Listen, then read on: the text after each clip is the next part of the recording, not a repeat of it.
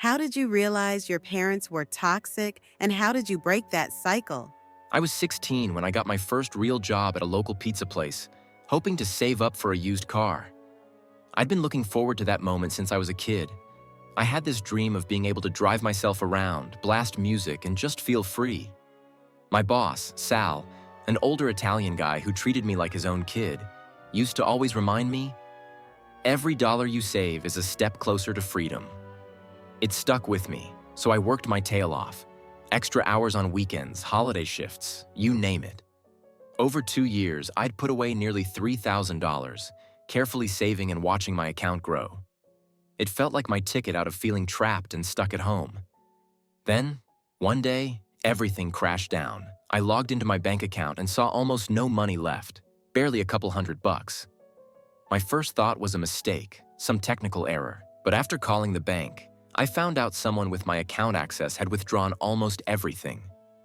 The only people who had that access? My parents. At home, I confronted my mom. I remember asking, "Did you take my money?" My voice shook, but it was all anger and disbelief.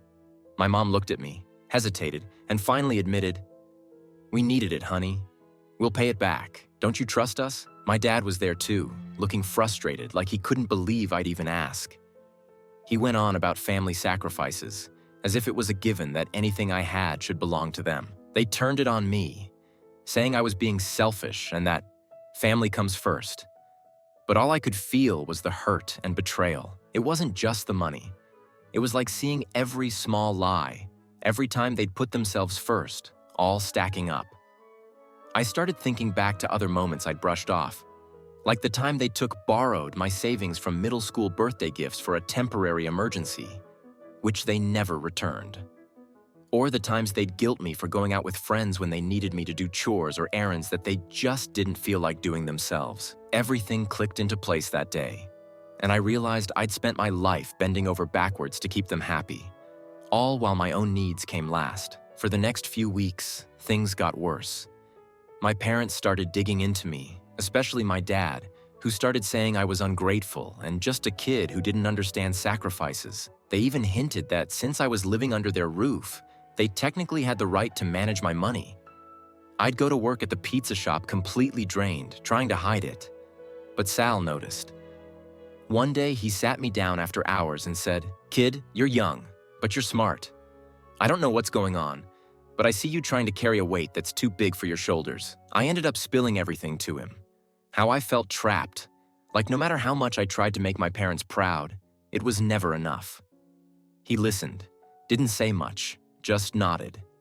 Then he said, "You can't fix other people, but you can fix your own life. Don't carry guilt that's not yours." Those words hit me deep because I realized that, yeah, I'd been shouldering my parents' problems as if they were my own fault. A few weeks later, I made the decision to move out. My friend Josh had a basement apartment where he lived with his older brother, and they said I could rent the spare room cheaply. Before I left, I decided I needed to have one last conversation with my parents. I wanted to set things straight, maybe even find some closure. That night, I sat them down and told them exactly how I felt, that I was done being treated as an ATM, that I'd lost my trust in them and couldn't keep living like this. My mom cried, saying she'd never wanted things to get to this point. My dad, though, stayed defensive, saying I was too young to understand. But I held my ground, saying that until they were willing to respect me and treat me like an adult, I was going to distance myself. Moving out wasn't easy at first. Josh's place was small and a bit run down, but we had each other's backs, and for the first time, I felt real freedom. I picked up a few more hours at Sal's, worked on weekends, and started saving again. It wasn't just money. I was also rebuilding my sense of self-worth, slowly learning to trust myself and my choices. Sal even introduced me to his cousin, who needed help with some small home repairs and odd jobs, which paid extra.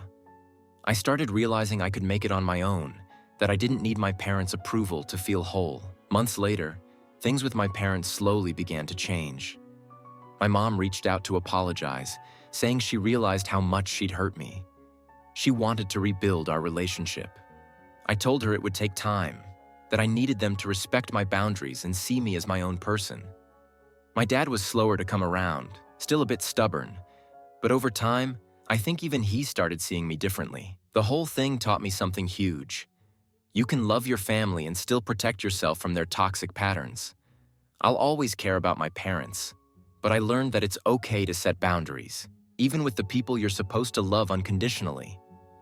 I know now that I deserve respect, and I don't have to sacrifice my own happiness just to keep others comfortable. If you're going through something similar, hang in there. You don't have to fix anyone but yourself. We can't choose the families we're born into, but we can choose the lives we build for ourselves. It's hard, but you're stronger than you think.